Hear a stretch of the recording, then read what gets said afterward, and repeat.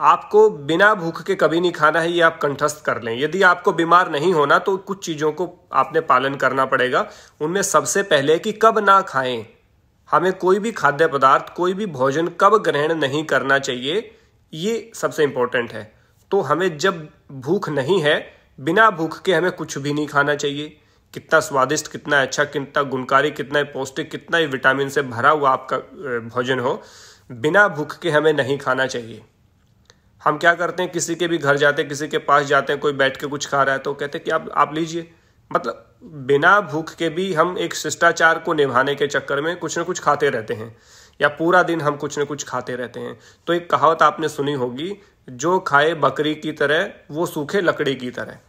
यानी कि जो बार बार खाते रहते हैं, या तो लकड़ी की तरह सूखेगा क्योंकि उसका मेटाबॉलिज्म स्लो हो जाएगा, उसमें कृशता आएगी, उसके शरीर में कमजोरी आएगी, या फिर उसको आप ओबेसिटी बहुत आएगी, मोटापा बहुत हो जाएगा। गुड मॉर्निंग आचार्य, गुड मॉर्निंग जी राकेश जी, धनंजय यादव जी भी जुड़ चुके हैं। तो एक बात को आप कंठस्थ कर लें, बिना भूख के नहीं खाना है। आधे से ज़्यादा रोग तो आपके यहीं समाप्त हो जाएंगे, क्योंकि आपका डाइजेस्टिव सिस्टम सही काम करेगा, आपका मेटाबॉलिज्म सही रहेगा। यदि आपका मेटाबॉलिज्म सही रहेगा और आपका पाचन तंत्र सही रहेगा तो आपको अपच नहीं होगी। अपच नहीं होगी यानी कि इंडाइजेशन नहीं होगा तो आपको कॉन्स्टिपेशन नहीं होगा। कॉन्स्टिपेशन नहीं होगा तो सभी रोगों की जड़ क्या है? Constipation. Constipation is the main causes of all disease. ये बात प्रूव हो चुकी है। जैन मोहम्मद साहब हमारे साथ जुड़ चुके हैं, जैन मोहम्मद साहब का भी स्वागत है। जब भी भूख नहीं है तब नहीं खाएंगे तो आपका मेटाबॉलिज्म सही रहेगा, और यदि बिना भूख के खाएंगे तो आपका मेटाबॉलिज्म स्लो हो जाएगा, पाचन तंत्र आपका दुरुस्त नहीं रहेगा, आप कितना अच्छा खाना खाएं वो आपको नहीं पचेगा। तो एक बात को क्लियर किया कि कब नहीं खाना चाहिए। अब क्या नहीं खाना चाहिए? सबसे इंपॉर्टेंट बात, आपको ज़्यादा तला भुना नहीं खाना चाहिए, आपको बासी खाना नहीं खाना चाहिए, आपको ज़्यादा ठंडा खाना नहीं खाना चाहिए, आपको ज़्यादा गर्म खाना नहीं खाना चाहिए। जो भी गर्म खाना खाता है, बहुत ज़्यादा गर्म जो खाना खाते हैं वो भी गलत होता है, और जो बहुत ठंडा खाना खाते हैं वो भी बहुत गलत होता है। बार बार मुंह के चलने से हो रहा है एक रीजन का, हाँ बार बार मुंह के में छाले हो रहे हैं। देखिए, बार बार मुंह में छाले हो रहे हैं तो यानी कि पेट में गर्मी बनी हुई है। पेट की गर्मी के कारण सागर जी ये छाले होते हैं। तो आपको पानी को पीना चाहिए ज़्यादा, मतलब फाइबर वाली चीज़ें आपको ज़्यादा लेनी चाहिए, तो आपके छाले समाप्त हो जाएंगे।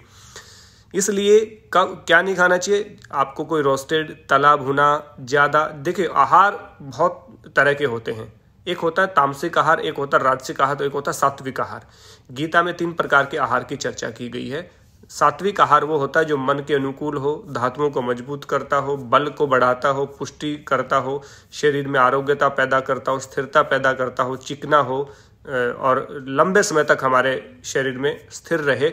ऐसा जो भोजन होता है सात्विक भोजन कहलाता है, वो हमें करना चाहिए। दूसरा, हमें राजसिक भोजन नहीं करना चाहिए। राजसिक भोजन में को तला भुना, मिर्च मसालेदार, चटपटा, तीखा, खट्टा, ज़्यादा नमकीन, कसैला, ये जो भोजन है ये हमारे राजसिक भोजन में आते हैं।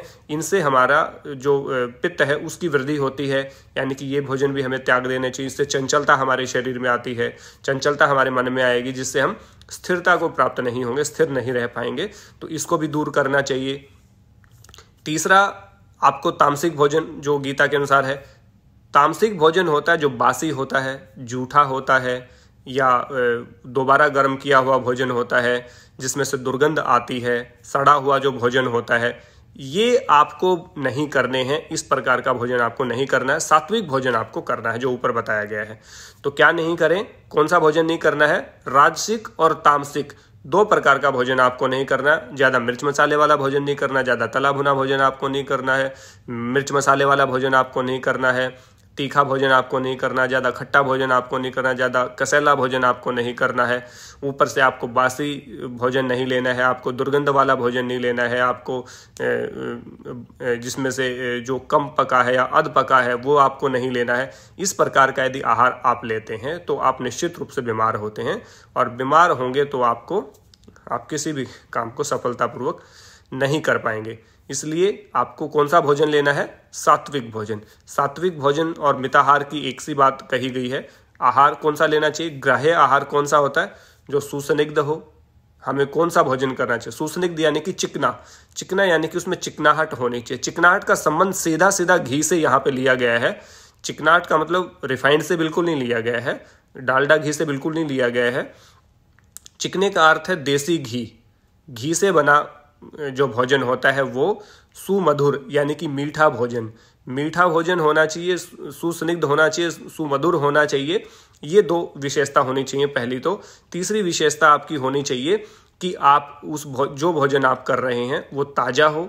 तीसरा वो भोजन उसमें रेशे हो, फाइबर हो, सारी चीज़ें हो, मन के अनुकूल हो, आपको पसंद होना चाहिए, बहुत अच्छा भोजन होना चाहिए, सात्विक प्रवृत्ति का भोजन होना चाहिए, ताज़ा भोजन होना चाहिए, लंबे समय तक आपके शरीर में स्थिर रहे ऐसा भोजन होना चाहिए, आपकी धातुओं को मजबूत करे, आपके शरीर को मजबूत करे, विटामिन्स प्रोटीन्स उसमें होने चाहिए, वो आपको लंबे समय तक शरीर में स्थिर रहने वाला होना चाहिए। इस प्रकार का आहार आपको करना चाहिए और ताज़ा आहार आपको करना चाहिए। ये हमें करना चाहिए। सबसे पहले हमने जाना कि भोजन कब नहीं करना, दूसरे में हम जाना कि कौन सा भोजन नहीं करना, यानी कि रूखा सूखा, तला भुना और जो मिर्च मसालेदार, तीखा, कड़वा, नमकीन, ज़्यादा कसैला, ज़्यादा खट्टा जो भोजन है, दुर्गंध युक्त भोजन है, बासी जो भोजन है, दोबारा गर्म किया भोजन है, अधपका जो भोजन है, वो हमें नहीं करना है। ये हमने जाना कि किस प्रकार का भोजन नहीं करना।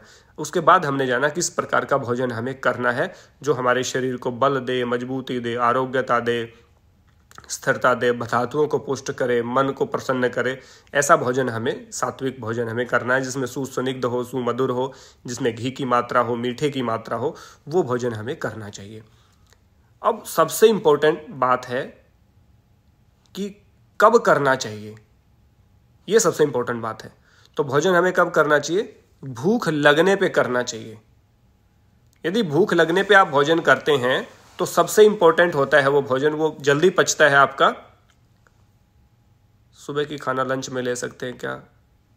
नहीं, हाँ, सुबह का खाना राकेश जी आप लंच में ले सकते हैं, क्योंकि 3 से 4 घंटे तक खाना बासी बिल्कुल नहीं होता। तो जो सुबह 9 बजे के आसपास खाना बनता, 12-1 बजे तक आप उसको ले सकते हैं, वो बिल्कुल बासी में काउंट नहीं होता है। लेकिन सुबह का खाना यदि शाम को लेते हैं, शाम का खाना आप सुबह लेते हैं, वो बासी में काउंट होता है। इसलिए आपको कब खाना है? जब तीव्र भूख लगे, ऐसे लगे कि अब मुझे भूख लग रही है ज़बरदस्त, तब आपको भोजन करना है। जब हमारे जो जठराग्नि है वो रस को छोड़ने लगती है, जूसेज हमारे निकलने लगते हैं, तब हमें भोजन करना है। यानी कि जब लगे कि बहुत आपको तेज भूख लगी, तब आप भोजन करें। हमारे यहाँ सबसे बड़ा प्रॉब्लम क्या है? हम लंच टाइम देख के लंच करते हैं, ब्रेकफास्ट टाइम देख के ब्रेकफास्ट करते हैं और डिनर टाइम देख के डिनर करते हैं। हम टाइम के अकॉर्डिंग खाना खाते हैं, जबकि भूख के अकॉर्डिंग खाना खाना है। जब आप खाना खाएं तब खाएं जब आपको भूख लगे है। ये नहीं कि 9 बजे ब्रेकफास्ट करना है, 12 बजे मुझे लंच करना है, 8 बजे रात को मुझे डिनर करना है। ये खाना खाने की टाइमिंग नहीं हो सकती। टाइम होता है, सब व्यक्तियों को भूख अपने अनुसार लगती है, और यदि आपकी भूख इम्बैलेंस भी हो चुकी है, मान लीजिए आपको लेट भूख लग रही है, तो आपका खाने का और सोने का जो तरीका है वो गलत है। उस तरीके को आपको सुधारना है। यदि आपका तरीका सही है, सही आप खाना खा रहे हैं, सही टाइम पे आप खा रहे हैं, भूख लगने पे खा रहे हैं और समय पे आप सो रहे हैं, तो धीरे धीरे वो आपका सुबह आपको भूख लगनी शुरू हो जाएगी जल्दी, और सुबह जो भूख लगेगी उसमें आपको मजबूती से खाना चाहिए। रात को आपको कम खाना चाहिए, दोपहर को भी आप भरपेट खा सकते हैं, लेकिन रात का भोजन आपका हल्का होना चाहिए। तो इसलिए कब खाना है? जब भूख लगे तब खाना, तीव्र भूख लगे तब खाना। टाइम देख के कभी नहीं खाना कि मुझे 2 बजे का लंच टाइम है, मेरा 6 बजे का ब्रेकफास्ट का टाइम है। टाइम से कभी भी आपको भोजन नहीं करना है, आपको भूख के अकॉर्डिंग भोजन करना है। यदि आप भूख के अकॉर्डिंग भोजन करेंगे तो आपका जो भोजन आपने किया उसमें यदि कुछ गरिष्ठ भोजन भी हुआ, सूखा रूखा भोजन भी हुआ, वो भी आपका शीघ्रता से पचेगा, क्योंकि आपकी जठराग्नि उस समय पे प्रदीप्त होती है। माने जब आप अग्नि बहुत प्रचंड होती है, जब अग्नि बहुत प्रचंड होती है, यज्ञ हम करते हैं तो प्रचंड अग्नि में जो सामग्री हम डालते हैं वो तुरंत स्वाहा हो जाती है। लेकिन यदि धीमी आंच में, धीमी अग्नि में यदि हम कोई सामग्री डालेंगे तो वो धू धू करके जलती रहेगी और बहुत सारा धुआं वहाँ पे हो जाएगा। तो धुआं कभी भी सामग्री को जलाता नहीं है। धुआं ज़्यादा आपको एक तरह से, उससे धुआं उठेगा तो आंखों में भी प्रॉब्लम होगी आपकी, और यज्ञ का जो स्वरूप है वो सही से नहीं हो पाएगा। तो यज्ञ के स्वरूप के साथ हम जठराग्नि के स्वरूप को देखते हैं। जब जठराग्नि प्रदीप्त है, तीव्र भूख लगी है, उस समय पे जो भोजन हमारे अंदर डाल दिया जाता है, जो भोजन हम ग्रहण कर लेते हैं आहार नली के द्वारा, वो भोजन हमारा शीघ्र पचता है, आसानी से पचता है, तुरंत पच जाता है।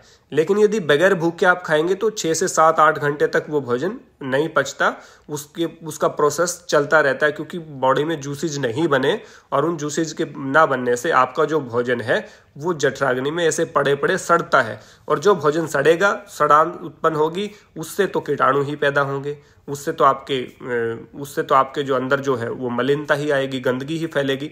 इसलिए आपको जो भोजन करना है वो भूख लगने पे ही करना है। अब सबसे इंपॉर्टेंट बात है कि भोजन करते हुए क्या करना है, क्या नहीं करना है। देखिए, भोजन करते हुए हमें बातें नहीं करनी है। हमारा डाइनिंग टेबल आजकल जो जिस पे बैठ के हम भोजन करते हैं वो डाइनिंग टेबल कम है और चर्चा टेबल ज़्यादा हो गया है। वो उस पर बातचीत बहुत ज़्यादा होती है, बहुत सारे मुद्दे हम उस पर विचार विमर्श करते हैं। जैन मोहम्मद साहब कह रहे हैं एसिडिटी हो जाती है कई बार। सर जी, एसिडिटी जैन मोहम्मद भाई बहुत समय तक भूखे रहोगे तो होगी, यानी कि समय पे आपने भोजन करना चाहिए और भूख लगने पे आपको भोजन करना चाहिए। यदि ऐसा करोगे, तला भुना नहीं खाओगे, तो एसिडिटी आपको नहीं होगी। तो जो डाइनिंग टेबल है उसके ऊपर आपको बैठ के किसी प्रकार का भी चर्चा नहीं करनी है। भोजन करते हुए जब भोजन मंत्र हम बोलते हैं तो भोजन मंत्र से हम क्या कहते हैं? ओम अन्न पते अन्न से नो देही अन्नमिव सशुष्मने प्रप्रदातारम तारी से ऊर्जन्नो देही द्विपदे चतुष्पदे ओम शांति शांति शांति। जब कहते अन्न ग्रहण करने से पहले विचार मन में करना है, किस हेतु से इस शरीर का रक्षण पोषण करना है। हे परमेश्वर, जिस प्रकार से हम परमात्मा को प्रार्थना करते हैं कि आपकी हम नित्य प्रार्थना करते हैं, जो भोजन हम ग्रहण कर रहे हैं किस उद्देश्य से हम कर रहे हैं, इस शरीर के रक्षण पोषण के लिए कर रहे हैं। हे परमेश्वर, एक प्रार्थना नित्य तुम्हारे चरणों में, लग जाए तन मन धन मेरा मातृभूमि की सेवा में। यानी कि हमारे शरीर का रक्षण पोषण हो और अपनी मातृभूमि की सेवा के लिए हम तत्पर रहें। इस प्रकार के जब मंत्रों के साथ, इस प्रकार के भाव के साथ जब हम भोजन ग्रहण करते हैं तो उस समय बातचीत की उम्मीद नहीं रहती। बातचीत हमें नहीं करनी चाहिए किसी प्रकार की। बातचीत हम नहीं करेंगे तो बातचीत करने का सबसे बड़ा नुकसान क्या है कि एक तो हम भोजन को चबा नहीं पाते तो हमें ये नहीं पता कि कितनी बार हमने उसको खाया, क्या उसका टेस्ट था, उसके रस को हम अच्छे से अनुभव नहीं कर पाते, तो अच्छे से भूख शांत नहीं होती। इसलिए वेट लूज के लिए क्या करें सर? राजेश्वर लाठर जी, डॉक्टर राजेश्वर लाठर जी, देखिए बगैर भूख के नहीं खाएंगे तो वजन आपका वैसे ही नहीं बढ़ेगा। 32 बार चबा के भोजन को करेंगे तो वैसे ही नहीं बढ़ेगा। ये मैं वही बता रहा हूँ, यदि किसी को ओबेसिटी को कंट्रोल करना है, अपनी पतलेपन को दूर करना है, मोटापे को दूर करना है, तो जब आप भोजन करने जाते हैं, जिस समय पे आप भोजन कर रहे हैं, किसी प्रकार की वार्तालाप आपको नहीं करनी है और एक बाइट को 32 बार चबाना है। अब मैं जिसको भी ये बोलता हूं कि आपको 32 बार भोजन चबाना है, कॉन्स्टिपेशन कभी नहीं होगी। आपको 32 बार भोजन चबाना है, अल्सर नहीं हो सकता। आपको 32 बार भोजन एक बाइट को चबाना है तो आपको कभी इंडाइजेशन नहीं होगा। आप 32 बार चबाएंगे तो आपका जो पाचन तंत्र मजबूत रहेगा, कॉन्स्टिपेशन नहीं होगा। तो लोग कहते हैं अरे ऐसे तो यदि 32 बार एक उसको चबाने लगे तो पूरा 2 घंटे लग जाएंगे खाने में। बिल्कुल भी नहीं लगते 2 घंटे।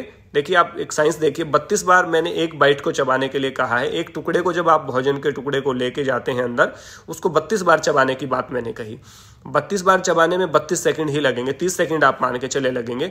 एक रोटी में कितने टुकड़े हम करते हैं? मैक्सिमम कितने टुकड़े हम करेंगे? यदि एक रोटी से हम 6 टुकड़े भी करते हैं, एक रोटी को हम 6 टुकड़ों में भी बांटते हैं, तो 3 मिनट उस एक रोटी को खाने में हमें लगता है। और यदि 4 रोटियां भी आप खाते हैं तो 4 × 12 मिनट आपको लगी। 5 रोटियां खाते हैं तो 15 मिनट आपको लगी।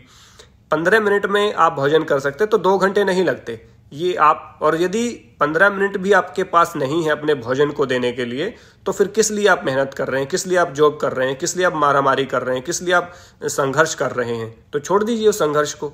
यदि भोजन करने के लिए भी आपके पास टाइम नहीं है, इतने बिजी हैं आप, तो फिर वो काम किस काम का? क्योंकि जितने भी अच्छे और बुरे कार्य हैं, जितने भी सही और गलत कार्य हैं, व्यक्तिगत हित के लिए और दूसरों के हित के लिए, परहित के लिए जो कार्य हैं, उन सभी को इस शरीर के द्वारा ही पूरा किया जा सकता है। और शरीर के लिए जो खुराक है, जो पेट्रोल है, जो ईंधन है, वो हमारा भोजन है। वो आपको आराम से बैठ करके करना है। यदि 32 बार एक बाइट को आप चबाएंगे तो आपको निश्चित रूप से उसका फल मिलेगा, वो भोजन तुरंत डाइजेस्ट हो जाएगा। और मैं दावा करता हूँ, आज मैं खुद भी इस बात को फॉलो करता हूँ, और जिन लोगों ने फॉलो किया है, जिन लोगों को मैंने बताया है, उन लोगों ने जिन्होंने भी 32 बार एक बाइट को चबा के खाया है और भूख लगने पे ही खाया, बिना भूख नहीं खाया है, मैं ये दावा करता हूँ सुबह उनको पानी पीने की ज़रूरत नहीं पड़ती, सुबह उठते ही टॉयलेट की तरफ भागना पड़ता है, दौड़ना पड़ता है। तो आप ये मान के चलिए कि आपको कॉन्स्टिपेशन तो हो ही नहीं सकता, और कॉन्स्टिपेशन नहीं होगा यदि आप सुबह बाथरूम से यानी कि रेस्ट रूम से जब निकलते हैं और जब आपके चेहरे पर प्रसन्नता होती है कि मेरा पेट अच्छे से साफ हो गया, तो आप वहीं पे पूरा दिन आपका बन जाता है। वो मूवमेंट आपका पूरा दिन बनाता है, उसी खुशी से आप पूरा दिन काम करते हैं। श्वेता कह रही हैं ज़्यादातर लोगों को जब ये रात को कम खाने के जी, रात को बहुत कम खाना चाहिए हमें, सुबह और दोपहर को ही ज़्यादा खाना चाहिए, यानी कि भूख लगे तब खाना चाहिए। शुरुआत में जब इस रूल को फॉलो करेंगे तो हो सकता है आपको दिन में रात को ज़्यादा भूख लगे तो खा सकते हैं, लेकिन 32 बार चबाएंगे तो एक्सेस में तो आप वैसे ही नहीं खा पाएंगे। कोई भी भोजन आप अतिरिक्त तब खाते हैं जब आप बात कर रहे हैं, आप टीवी देख रहे हैं, आप फ़ोन पे बात कर रहे हैं, आप मैगजीन या अखबार को पढ़ रहे हैं साथ में और भोजन भी कर रहे हैं, तो आपको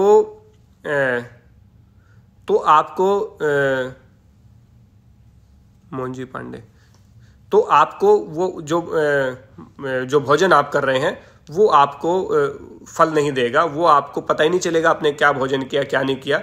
मनदीप सिवाज भी हमारे साथ जुड़ चुके हैं भाई, विजय जी भी जुड़ चुके हैं, फरीद आलम सर भी जुड़ चुके हैं, बहुत बढ़िया, सविता सिंह, सब हमारे साथ ही जुड़ चुके हैं। तो हम जल्द ही इसको पूरा करके फिर आप सबकी प्रतिक्रियाएं भी लेंगे। तो जो भोजन आप भूख लगने पे करेंगे, 32 बार एक बाइट को चबाएंगे, तो मैं दावा करता हूं कि कभी आपको इंडाइजेशन नहीं हो सकता, कभी भी आपको गड़बड़ नहीं हो सकती, कभी भी कॉन्स्टिपेशन नहीं हो सकती। ये लिख लो, जिनको कॉन्स्टिपेशन है, जिनको ओबेसिटी यानी कि मोटापा है, जिनको पतलापन ज़्यादा है, जिनको खाया पिया नहीं लगता, जिनको अपच रहती है, जिनको अल्सर की प्रॉब्लम है, जिनको धातु रोग होते हैं, जिनको और अन्य सारे जो रोग होते हैं, उनकी का सबसे बड़ा कारण है बिना भूख के खाना और खाते हुए बातें करना, बिना चबा के खाना, ये सबसे बड़ा रीजन है। तो कब खाना है? भूख लगने पे खाना है। कब नहीं खाना है? बिना भूख लगे नहीं खाना है। क्या नहीं खाना है? राजसिक और तामसिक भोजन नहीं खाना है। क्या खाना है? सात्विक भोजन खाना है। कब खाना है? भूख लगने पे खाना है। कैसे खाना है? 32 बार चबा के खाना है। 32 बार यदि आप चबा के खाते हैं किसी भी आहार को, तो आपका पाचन तंत्र दुरुस्त रहेगा। देखिए, दो चीज़ें हमारी पाचन तंत्र से जुड़ी हुई हैं मुख्य रूप से। विश्रुत भ्राता जी जुड़े हैं, नमस्ते विश्रुत जी, आपका स्वागत है। दो चीज़ें हमारी मेन हैं, एक हमारे दांत और एक हमारी आंत, इंटेस्टाइन और टिथ। दांत पूरे शरीर में सुपर हार्ड हैं। जब व्यक्ति को जलाया जाता है तब भी दांत कभी नहीं जलते। तो दांत सुपर हार्ड हैं बॉडी में, और आंतें हैं सुपर सॉफ्ट हैं। यानी कि आंतें सुपर सॉफ्ट हैं, हमारी इंटेस्टाइन सुपर सॉफ्ट हैं, वो चबा नहीं सकती, हमारे दांत पचा नहीं सकते। हाँ बिल्कुल बिल्कुल विजेंद्र भाई जी, बिल्कुल क्वेश्चन आंसर का सेशन बाद में ही रखेंगे। बिल्कुल बिल्कुल। नमस्ते जी, रजनी मान जुड़ी है, स्वागत है रजनी का। सुभाष बलारा जी जुड़े हैं, नमस्कार जी। तो जब हम सुपर हार्ड का काम सुपर सॉफ्ट से लेने लगते हैं, यानी कि हम बातचीत करते हुए खा रहे हैं, चर्चा करते हुए खा रहे हैं, और आपने 10-12 बार में ही उस बाइट को अंदर ले लिया, तो उसके बाद क्या फंक्शन होता है? जब जठराग्नि उस में जाता है वो, तो आंतें उसको चबा नहीं पाती। आंतों का काम केवल पचाना है, दांतों का काम केवल चबाना है। दांत पचा नहीं सकते, आंत चबा नहीं सकती। लेकिन हम क्या करते हैं, जो सुपर हार्ड है उसका काम सुपर सॉफ्ट से करवाने की कोशिश करते हैं, और सुपर सॉफ्ट का काम सुपर हार्ड कर नहीं सकता। कोई भी किसी का काम नहीं कर सकता। यानी कि तलवार का काम सुई नहीं कर सकती, सुई का काम तलवार नहीं कर सकती। लेकिन हम उल्टा कर रहे हैं। दांत सुपर हार्ड हैं तो इससे चबाना चाहिए, 32 बार चबा के उसको मेल्ट करके, जितना आप मेल्ट करेंगे उतना सलाइवा मिक्स होके उसके साथ जाएगा। जितना सलाइवा मिक्स होके जाएगा वो उसको डाइजेस्टिव सिस्टम को इंप्रूव करने का काम करता है। जितना जल्दी जल्दी आप खाएंगे सलाइवा कम मिक्स होके जाएगा। सलाइवा यानी कि जो मुंह में लार बनती है, वो मुंह में लार जो बनती है वो जब खाने के साथ जाएगी तो आपका डाइजेस्टिव सिस्टम इंप्रूव होगा। वो लार 32 बार चबाएंगे तो 32 बार और मिक्स होके जाएगी, पूरा यहाँ पे कट जाएगा, वो लिक्विड फॉर्म में नीचे जाएगा तो आंतें उसको जल्दी से पचा लेंगी। यदि आंतें उसको अच्छे से पचा लेंगी तो आपको इंडाइजेशन कभी नहीं होगा। इसलिए आपको सबसे पहले 32 बार चबाना है खाने को, बिना बोले खाना है, उसके स्वाद को महसूस करके खाना है, उसके रसों को महसूस करना है, तब जाकर के आपकी आंतें उसको पचाएंगी। तो सुपर हार्ड का काम सुपर हार्ड से, सुपर सॉफ्ट का काम सुपर सॉफ्ट से। आंतों का काम आंतों से लेंगे, दांतों का काम दांतों से हम लेंगे। दूसरा, खाने के बाद कभी पानी नहीं पीना। खाने के बाद पानी पीने का मतलब यही कि अग्नि पूरी तरह से प्रज्वलित थी, ऊपर से आपने पानी डाल दिया तो क्या हो गया, अग्नि बुझ जाएगी। अग्नि बुझेगी तो धुआं उठेगा, धुआं उठेगा तो इंडाइजेशन पैदा होगा। तो इसलिए इंडाइजेशन को खत्म करना है तो आपको भोजन के बाद कभी भी पानी नहीं पीना है, कम से कम 40 मिनट बाद। 40 मिनट बाद आप पानी पी सकते हैं। पानी पीने का तरीका मैं पहले बता चुका हूँ, घूट घूट करके पानी पीना है, जिस प्रकार से चाय हम पीते हैं। इसलिए आपको 32 बार चबा के खाना है। बहुत सारे लोग कहते हैं कि हलवा भी 32 बार चबाना है, या दलिया भी 32 बार चबाना है, या चावल भी 32 बार चबाना है। नहीं, फ्रूट को भी 32 बार चबाना बिल्कुल नहीं। उसको वो तो जितनी जल्दी मेल्ट हो जाता है आप उसको अंदर ले सकते हैं, क्योंकि उसको चबाने में, क्योंकि वो हार्ड नहीं होता। रोटी को चबाना पड़ता है, सब्जी को चबाना पड़ता है। मुख्य रूप से जो हमारा आहार जो भारतीयों का होता है, मैं उसकी यहाँ पे बात कर रहा हूँ। तो इसलिए हमें हमेशा ध्यान रखना है कि जो खा रहे हैं उसका, देखो अन्न का अनादर भी होता है। जो व्यक्ति फोन पे बात करते हुए खा रहा है, जो व्यक्ति टीवी देखते हुए खाना खा रहा है, जो व्यक्ति किसी से वैसे वार्तालाप करते हुए खाना खा रहा है, वो मान के चलिए कि वो आहार का अनादर कर रहा है, अन्न का अनादर वो कर रहा है। यानी कि जो आपके धातुओं को रक्षण पोषण देता है, आपके शरीर को पुष्ट करने का काम जो आहार करता है, आपने उसको अटेंशन ही नहीं दिया। आप उसको बगैर अटेंशन दिए खा रहे हैं, इग्नोर करके खा रहे हैं। तो इग्नोर यदि आप उसको खाते हुए कर रहे हैं तो खाने के बाद वो आपको इग्नोर करना शुरू करेगा इंडाइजेशन के माध्यम से। फिर आपको कॉन्स्टिपेशन से लेके 50 तरह की बीमारियां घेर लेती हैं। वो आपको अन्न का अनादर करने का परिणाम आपको मिलता है। इसलिए कभी भी अन्न का अनादर नहीं करना है। अन्न का अनादर नहीं करना है तो अन्न का आदर कैसे करना है? अन्न का आदर हम उसको अच्छे से उसको अटेंड करके खाएंगे, उसका सत्कार करके खाएंगे, भोजन मंत्र बोल के हम खाएं, उसको अन्नदाता को धन्यवाद करके खाएं, परमात्मा का धन्यवाद करें, बनाने वाले का, परोसने वाले का हम धन्यवाद करें, तो हम उसके प्रति हमारी कृतज्ञता जो है वो प्रकट होगी। इसलिए आप जब अन्न का आदर करते हैं तो बहुत अच्छे से वो रिफ्लेक्ट करता है। प्रमोद रेडू भी हमारे साथ जुड़ गए हैं, विकी ग्रेवाल भाई जुड़ गए हैं, दीपक कटारिया हमारे मित्र हैं, वो भी जुड़ चुके हैं। सभी का स्वागत है। तो इसलिए आपको कभी भी बोलते हुए नहीं खाना है। और 15 मिनट का मैक्सिमम समय मैंने बताया कि आपको लगता है भोजन करते हुए। 5 रोटियां भी यदि आप खाते हैं तो इसलिए आपको आराम से खाना है, उसका आदर करते हुए खाना है। टीवी देखते हुए, बातचीत करते हुए खाना बिल्कुल भी नहीं खाना है। तो एक बार मैं फिर से आपको सबको ब्रीफ कर दूं, कब नहीं खाना? बिना भूख कभी नहीं खाना। क्या नहीं खाना? तामसिक और राजसिक भोजन कभी नहीं खाना। क्या खाना? सात्विक भोजन खाना। उसके बाद जो अत्यंत मधुर, हाँ, मौसम के अनुसार आहार की बात विक्रम जी भी बिल्कुल करेंगे, जस्ट इसके बाद करेंगे। और उसके बाद हमें कब खाना है? भूख लगने पे खाना है। कैसे खाना है? 32 बार चबा के खाना है, बिना बोले खाना है, बिना टेलीफोन पे बात किए खाना है, बगैर टीवी देखते हुए खाना है, बगैर आपस में बातचीत किए हुए हमें खाना है। तो ये जब आप करेंगे तो उसके बाद आप, मैं दावा करता हूं, आप 1 महीने इस रूल को फॉलो करके देख लीजिए। यदि आप जिंदगी भर इस रूल को छोड़ें तो मुझे बता दीजिए। आप कहीं भी लिख लीजिए इस रूल को। यदि आपने इस रूल को फॉलो किया तो आप निश्चित रूप से अपने आप को अलग ही स्वरूप में पाएंगे। आप अपने आप को रेजिनेट होते हुए महसूस करेंगे। इसलिए आप इस रूल को कम से कम 1 महीने के लिए मेरे कहने से फॉलो करिए और फिर आप मुझे अपनी प्रतिक्रियाएं दीजिए। जिन लोगों को मैंने आज तक बताया, जिन लोगों ने फॉलो किया है, उन लोगों के आश्चर्यजनक परिणाम हमारे सामने आए हैं। तो ये तो हुआ कब खाएं, क्या खाएं, कैसे खाएं, क्या ना खाएं, कब खाएं। इसके अलावा अब मौसम की बात, जैसे बहुत अच्छी बात कही विक्रम जी ने कि हमें मौसम के अनुसार खाना खाना चाहिए।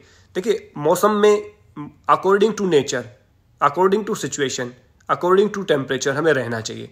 हम अगेंस्ट टू नेचर जाने की कोशिश करते हैं, अगेंस्ट टू टेम्परेचर जाने की कोशिश करते हैं, अगेंस्ट टू सिचुएशन जाने की हम कोशिश करते हैं, जबकि नेचर से बाहर जाने की हमारी हिम्मत नहीं है, औकात नहीं है हमारी।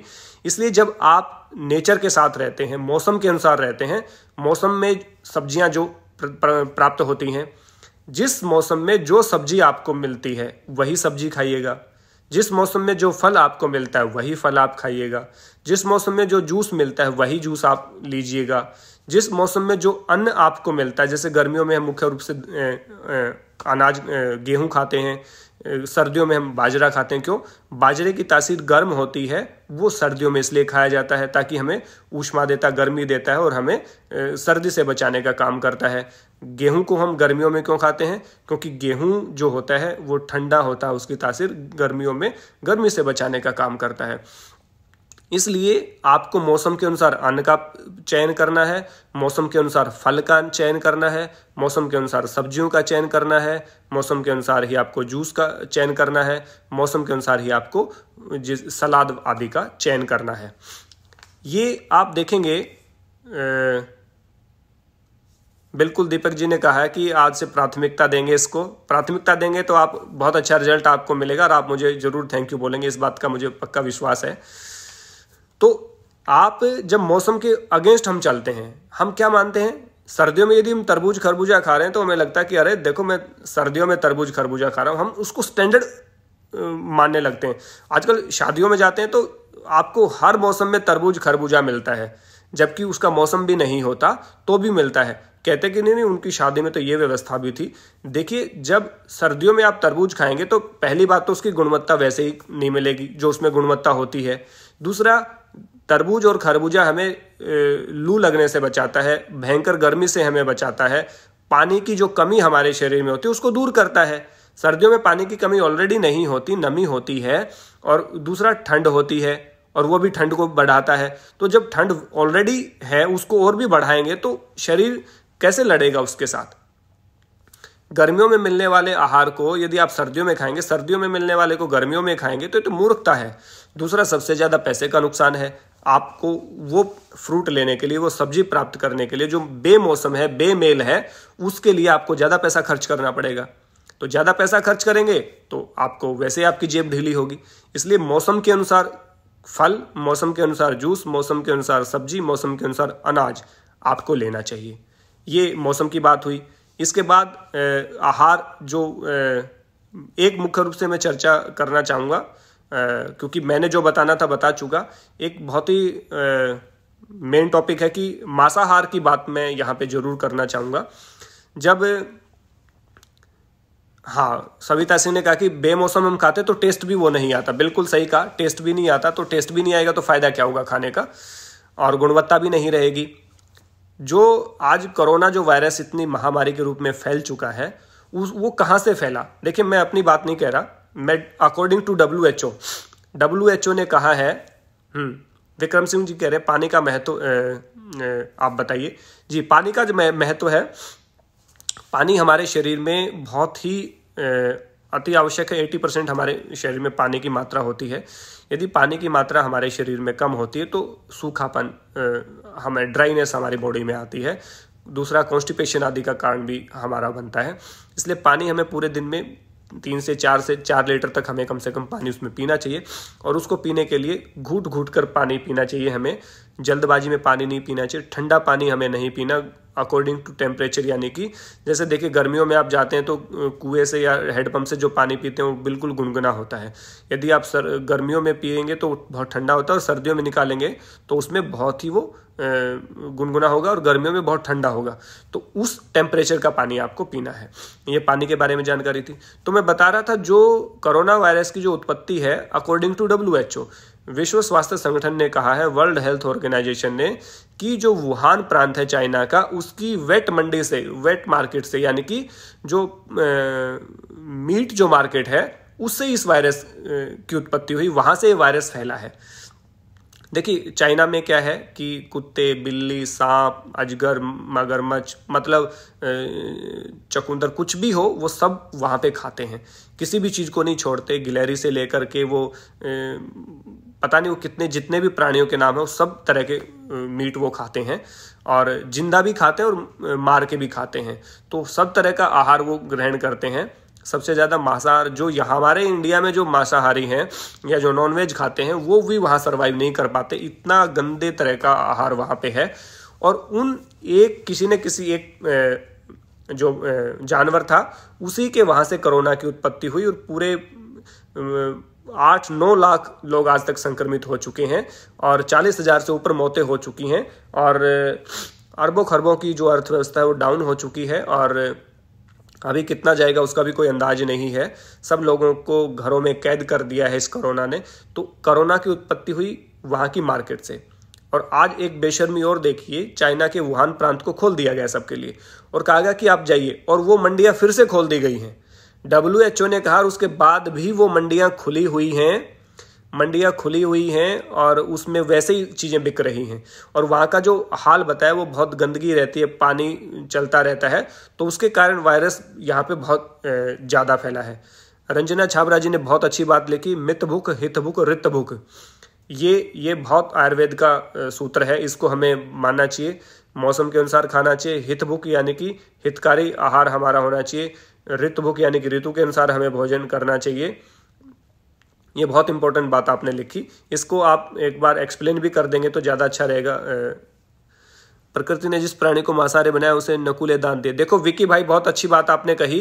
प्रकृति ने जिसे मांसाहारी बनाया उसके नकुले दांत दिए, जैसे कुत्ते, बिल्ली, शेर आदि। और शाकाहारी प्राणियों के दांत हमारी तरह होते हैं। हम शाकाहार वाले, हम मांस को खा ही नहीं सकते, तो इसलिए आप मांसाहार को यदि छोड़ेंगे तो आप में सतोता बढ़ेगी। फरीद आलम साहब ने कहा, मैंने 2 साल से छोड़ रखा, शुद्ध सात्विक आहार ले रहा हूँ और बहुत अच्छा महसूस कर रहा हूँ। देखिए फरीद भाई से आप सीख सकते हैं, यहाँ पे फरीद भाई ने कमेंट किया है। और आजकल लहसुन और हल्दी खाने की सलाह दी जाती है। हाँ बिल्कुल, आजकल लहसुन और हल्दी खाने की सलाह दी जा रही, बिल्कुल कई कमियों को दूर करते वीरेंद्र भाई जी ने कहा है। तो ये हल्दी का हमने कल भी बात की थी, और लहसुन, ये बहुत इंपॉर्टेंट चीज़ें हैं, ये आयुर्वेद की दृष्टि से बहुत इंपॉर्टेंट हैं। तो बहुत इंपॉर्टेंट आपने बात कही। तो इसके बाद विकी भाई कह रहे हैं मांसाहारी जो प्राणी होता है वो जीभ से पानी पीता है और हम घूंट घूंट करके पानी पीते हैं, यानी कि जो घूंट करके पानी पीता है वो मांसाहारी हो ही नहीं सकता। और जो जीभ से पानी पीता है, जैसे कुत्ता है, बिल्ली है, शेर है, जितने भी जानवर हैं ये, वो सब जीभ से पानी पीते हैं। जो जीभ से पानी पिएगा वो मांसाहारी होता है और जो घूंट करके पानी पीता है वो शाकाहारी होता है। बहुत अच्छा विकी भाई, आपका बहुत धन्यवाद है। आप अपने एक्सपर्ट व्यू यहाँ पे रखते हैं तो मुझे भी लाभ मिलता है और लोगों को भी लाभ इससे मिलता है। तो मनुष्य घूंट करके पानी पीता, तो मांसाहार हमारा भोजन है ही नहीं। और मांसाहार यदि हम करते हैं तो आप देखिए उससे पित्त बढ़ता है, उससे रक्त दूषित होता है, उससे अनावश्यक गर्मी हमारे शरीर में पैदा होती है, अस्थिरता उससे पैदा होती है, उससे हिंसा की प्रवृत्ति हमारे भीतर पैदा होती है। विक्रम जी कह रहे हैं कि हमारे रसोई में उपलब्ध मसाले दवाई का कार्य करते हैं। बिल्कुल जी, जीरा है, हल्दी है, धनिया है, आपका लहसुन है, ये सारे के सारे हमारे दवाइयों का काम करते हैं, औषधि का काम करते हैं। बिल्कुल सही बात कही आपने। तो मांसाहार के सेवन से इतने सारे पूरे वर्ल्ड को लॉकडाउन कर दिया जिसने, और आज वो बेशर्मी के साथ उसी मंडी को दोबारा खोल करके सेलिब्रेट कर रहे हैं, दोबारा से वो उन चीज़ों को खा रहे हैं, झींगे खा रहे हैं, कुत्ते बिल्ली खा रहे हैं और बुरी तरह से खा रहे हैं, जिंदा उनका खून निकाल करके वो पी रहे हैं। और आज पूरे वर्ल्ड को सबक सीखना चाहिए और उनके ऊपर प्रतिबंध लगाना चाहिए चाइना के वुहान में, और इस तरह से जो मंडियां लगती हैं। और मैं आपको बता दूं कि सबसे ज़्यादा जो पानी का जो खर्च होता है वो मांसाहार उद्योग में होता है, इसलिए उसको वैसे भी पानी की दृष्टि से भी देखें तो भी आप उनको बंद करना चाहिए। सोनिया कह रही है शाकाहार के लिए 7 तरह के स्वाद हैं और मांसाहार का कोई स्वाद नहीं। वेरी गुड, बहुत बढ़िया, शानदार सोनिया जी। मांसाहार में केवल स्वाद होता ही नहीं है, लेकिन यदि शाकाहार आप पालन करते हो 7 तरह के स्वाद होते हैं। सोनिया, मैं चाहूँगा कि इसको स्वाद को भी मेंशन करो इसके साथ साथ, तो ज़्यादा अच्छा रहेगा। दूसरे उसमें पानी बैठकर पीने का क्या वैज्ञानिक कारण है? देखिए, पानी जब हम खड़े होकर के पीते हैं तो ग्रेविटी अपना काम करती है फरीद भाई। तो ग्रेविटी के अपना काम करने से जब खड़े होकर हम पानी पीते हैं तो वात का रोग हमें होने की संभावना रहती है, घुटनों में दर्द होता है, क्योंकि खड़े होकर पानी पीने का कोई लॉजिक ही नहीं है। पानी और भोजन बैठ करके ही दोनों चीज़ों को ग्रहण करते हैं, ये शास्त्रों में उल्लेख है इसका ज़्यादा वैज्ञानिक कारण तो मैं नहीं बता पाऊंगा कि इसका क्या वैज्ञानिक कारण है। यदि विक्रम जी आपको पता है या विक्की भाई को पता है या किसी और को पता है तो आप ज़रूर बताइएगा कि बैठ करके ही क्यों पीना चाहिए। मुझे लग रहा है कि वात रोग को बढ़ावा मिलता है यदि आप खड़े होकर पानी पीते हैं तो। हाँ, रंजना जी बताया मित भूख मतलब आपको 50% खाना है, 25% पानी और 25% हवा, यानी कि आपको भूख का आधा तो जो भूख का है आपको भोजन से, आधा पानी से और आधा उसके बच गया जो 25% वो पानी के लिए आपको रखना चाहिए। बहुत अच्छा। ऐसे ही आप जैसे इसमें आप कमेंट करते रहे कि जो मैंने पूछा है, जैसे सोनिया को कहा कि 7 तरह के स्वाद की बात आप लिखें, और मैं चाह रहा हूँ कि विकी भाई या फिर विक्रम सिंह जी इस बात को बताएं कि पानी को बैठकर पीने का वैज्ञानिक कारण क्या होता है।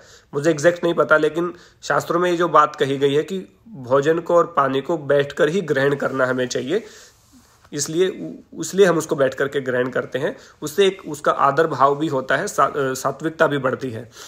और तो जिस प्रकार से वुहान से वायरस चला और एक मांसाहार के कारण आज पूरी दुनिया त्राही त्राही हो चुकी है, महामारी के कारण लॉकडाउन हो चुका है, हजारों लोग अपनी जान गंवा चुके हैं, लाखों लोग इन्फेक्टेड हैं, तो बहुत चिंता का विषय है। तो इस पे हमें सोचना चाहिए, मांसाहार पे भी इस तरह के आहार से हमें बचना चाहिए। विक्रम जी कह रहे हैं पानी को अपने समय पर आंतों में बिताकर अपने बाद ही लार्ज इंटेस्टाइन में जाना रहता है। हाँ, ये उनका कमेंट है, वो ऊपर चला गया एक सेकंड। पानी को अपने समय पर आंतों में बिताकर उसके बाद ही लार्ज इंटेस्टाइन में जाना रहता है, जो खड़े होकर नहीं हो सकता। देखिए फरीद आलम साहब, आप विक्रम सिंह जी का कमेंट पढ़िएगा। यदि पानी को अपना समय बिताकर ही आंतों में जाना होता है, यानी कि कुछ टाइम लेकर आंतों में जाना होता है, लेकिन यदि लार्ज इंटेस्टाइन में जाता है, यदि आप खड़े होकर पानी पिएंगे तो सीधा चला जाएगा, जो कि नहीं जाना चाहिए। ये है। हाँ, मनदीप भाई ने कहा कि आज सबसे ज्यादा बीमारी खटाई व चटपटी चीज खाने से हो रही है। बिल्कुल सही कहा, मैंने पहले ही कहा, जो ज़्यादा खट्टी चीज़ें हैं, जो ज़्यादा चटपटी चीज़ें, जो ज़्यादा मसालेदार चीज़ें हैं, वो आपके पाचन तंत्र को बिल्कुल डिस्ट्रॉय करती हैं, इसलिए आपको उनसे बचना चाहिए। हमारे साथ हमारे मित्र हैं राधा राकेश जी, बहुत पुराने मित्र हैं हमारे, एनसीसी में हमें मिले थे।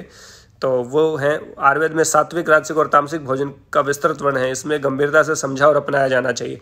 बिल्कुल राकेश जी, हमने बात इसीलिए की थी, यही बात हमने कहा था कि जब हम सात्विक आहार ग्रहण करते हैं तो सत्वता बढ़ती है, और राजसिक आहार करते हैं तो चंचलता बढ़ती है और अस्थिरता हमारे शरीर में आती है।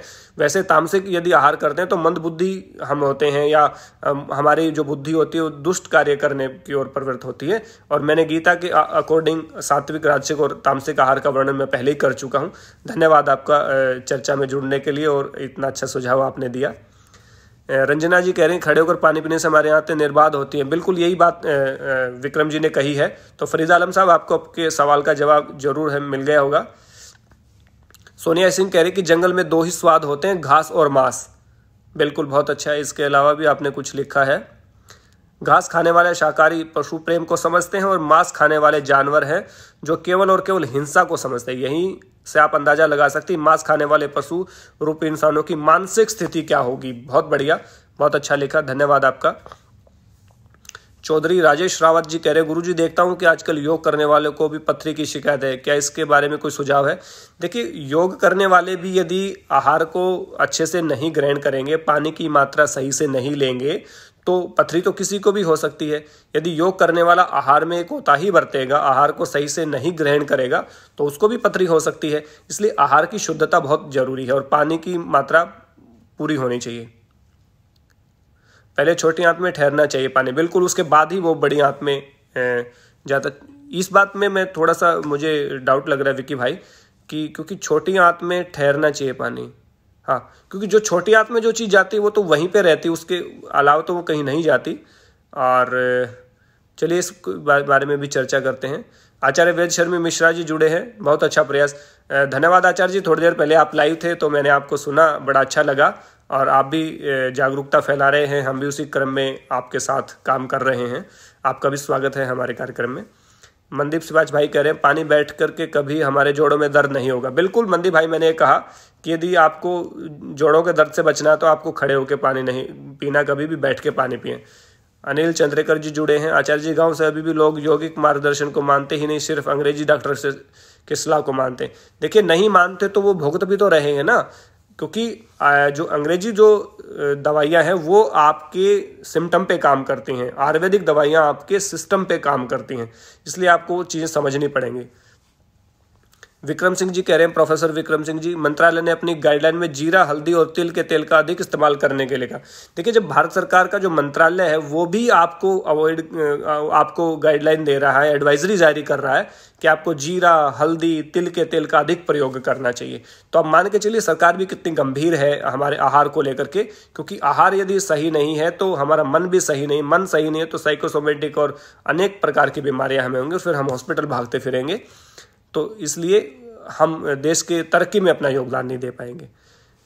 मीठा खाने पर विभिन्न प्रकार के रोग हो जाते हैं जो जन्म रोग, हाँ, मीठ खाने पर सविता सिंह ने कहा कि मीठ खाने से बहुत सारे रोग होते हैं, एलर्जी बहुत होती है और जो रक्त होता है वो उसमें विशुद्ध हो जाता है, रक्त भी। बिल्कुल। अजय पानू योगाचार्य जी हैं हिसार से, वो भी जुड़े हैं, आपका भी स्वागत है योगी जी हमारे कार्यक्रम में। आप भी अपने सुझाव दीजिए आहार को लेकर के, कोई आपका सुझाव जो हम सबको काम आए, तो आपके कमेंट की मैं प्रतीक्षा कर रहा हूँ। विकी भाई कह रहे हैं कि पानी और बदहजमी का सीधा संबंध है, 1 ग्राम कार्बोहाइड्रेट को पचाने के लिए 3 मिलीलीटर पानी चाहिए। बहुत देखो टेक्निकल आपको कोई बात है तो विकी भाई की वॉल पे आप जाएं और विकी भाई के आप कमेंट पढ़ें, बहुत अच्छी बात कही कि बदहजमी का सीधा संबंध पानी से है। बदहजमी होगी यदि पानी की अल्पता होगी, यानी कि कमी होगी। 1 ग्राम कार्बोहाइड्रेट को पचाने के लिए 3 मिलीलीटर पानी आपको चाहिए, तो आप अपने आप समझ गए पानी की इंपॉर्टेंस कितनी है। दीपक जी कह रहे हैं, गुरुजी काफ़ी लंबे समय से लगातार गर्म पानी पी रहा हूँ, कोई साइड इफेक्ट तो नहीं होगा? देखिए दीपक भाई, आप गर्म की बजाय गुनगुना शुरू कर दीजिए, गर्म भी नहीं पीना, ठंडा भी नहीं पीना, इक्वलिटी ही योग है, बैलेंस योग, बैलेंस करना है ना, आपको ज़्यादा गर्म पीना है ना ठंडा पीना है, आपको गुनगुना पीना है, बिल्कुल भी कोई दिक्कत नहीं होगी, आपको फ़ायदा ही पहुंचेगा। क्योंकि आंतों का जो अंदर, बॉडी के अंदर का जो टेम्परेचर होता है, उस टेम्परेचर का जो पानी होता है वो हमें सूट करता है। यदि ठंडा पिएंगे तो जाके बॉडी उसको गर्म करने के लिए रहेगी, ज़्यादा गर्म करेंगे तो वो आंतों को नुकसान पहुंचाएगा। इसलिए इतना पानी, गुनगुना पानी पीना चाहिए, क्योंकि बॉडी के अंदर का जो टेम्परेचर, जितना पानी गुनगुने का टेम्परेचर होता है उतना ही हमारी बॉडी के अंदर का टेम्परेचर होता है, इसलिए वो हमें पीना चाहिए।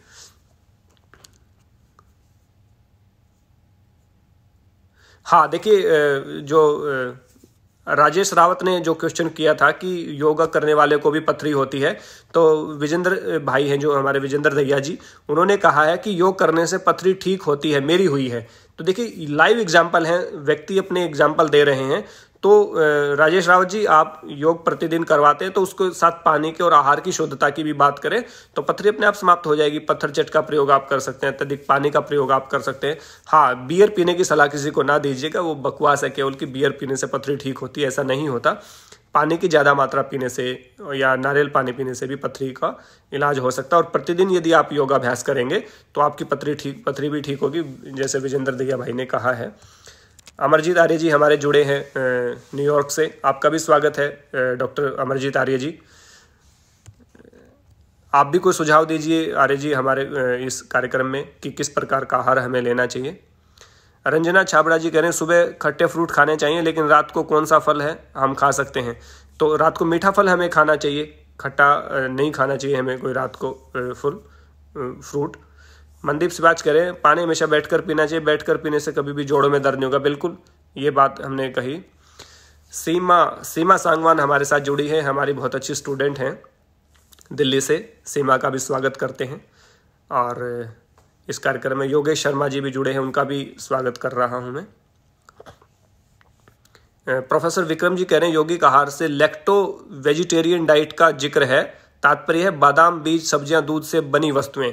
देखिए यौगिक आहार में लैक्टो वेजिटेरियन जो डाइट है उसका जिक्र है, यानी कि बादाम, बीज, जिसमें बादाम है, बीज है, सब्जियां हैं, दूध से जो बनी वस्तुएं हैं वो यौगिक आहार में होती हैं।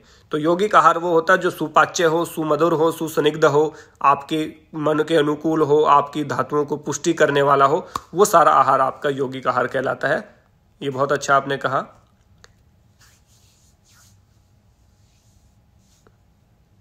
सर मैंने सविता सिंह कह रही कि सर मैंने कई लोगों को समझाया कि मीट नहीं खाना चाहिए। बहुत अच्छा, आप प्रयास में लगे रहिए, बहुत मेहनत का काम कर रही हैं आप सविता जी, बहुत बढ़िया। मितु शर्मा जी जुड़े हैं, इनका भी स्वागत है। मांसाहार से यूरिक एसिड बढ़ता है और शरीर में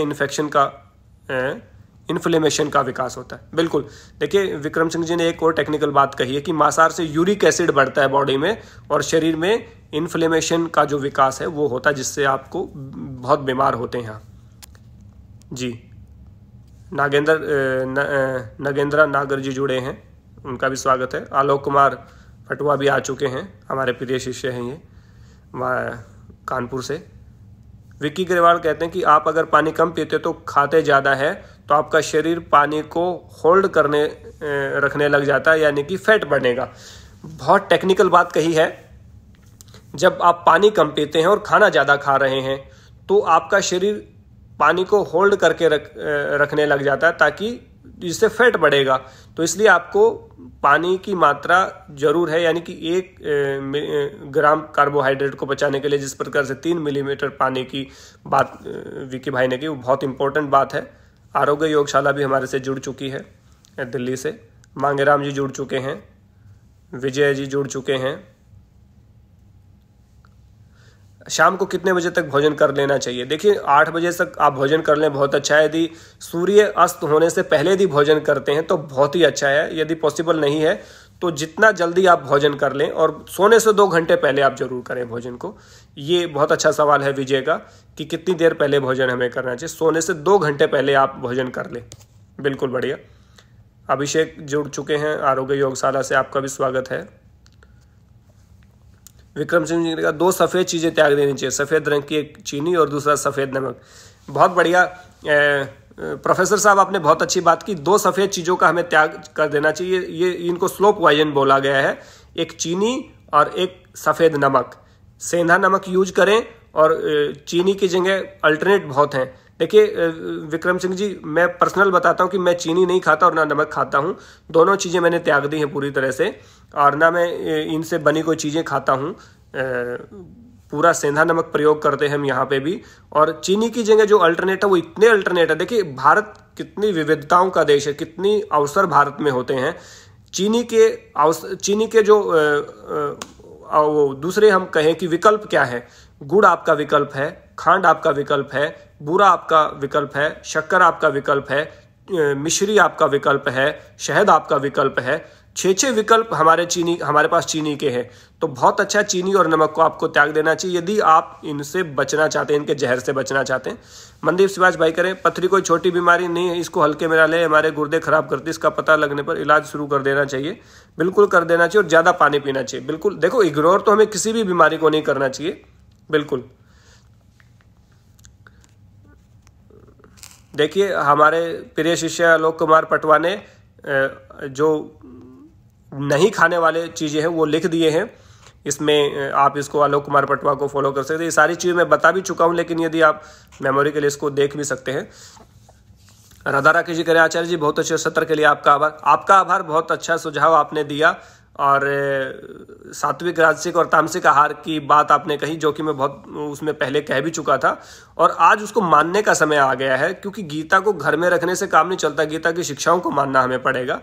बहुत बढ़िया। आज के वैश्विक संकट में भारतीय समृद्ध परंपराओं की उपादेयता सिद्ध एवं लागू करने का सही समय है। विक्रम जी सहित अनेक प्रबुद्ध जन का सार्थक चर्चा में भाग लेने के लिए धन्यवाद।